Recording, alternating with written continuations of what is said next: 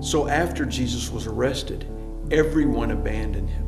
The crowds that had been cheering for him and worshiping him abandoned him. His disciples, they abandoned him. His closest friends, the ones that said that they would die for him, they abandoned him, and Jesus was alone. And then the people that arrested him, they were beating him and mocking him and spitting at him, and they whipped him ruthlessly. The Bible says he had been whipped so bad that you couldn't even recognize who he was when he went to the cross. And after they hung him on the cross, they put a sign that said, "Here is the King of the Jews," mocking him. As he hung on the cross, the Bible says at about noon, the world went completely dark. The whole world went dark and stayed dark for 3 hours. And at the end of that time period, Jesus, after being silent all this time, after being humble all this time, after not arguing or fighting back all of this time while all this happened to him, he cried out in his last breath, he cried out, my God, why have you abandoned me?"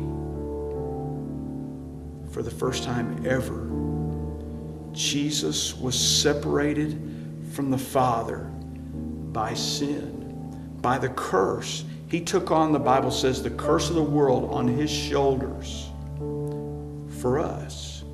And for the first time, he actually felt what it felt like to have all of the sin of the world on his shoulders. And he was separated from the Father. The Father had turned his back on him. And Jesus cried out in pain. And instead of calling him Father, as Jesus told us to, as we have that connected relationship with him, he yelled out, my God, why have you left me? Why have you abandoned me?" And then the Bible says he took his last breath. See, as Christians, we've been taken out of the dark because of Jesus. We have received the light instead of living in the dark. The Bible says we are a part of a royal priesthood, a holy nation, living in the light.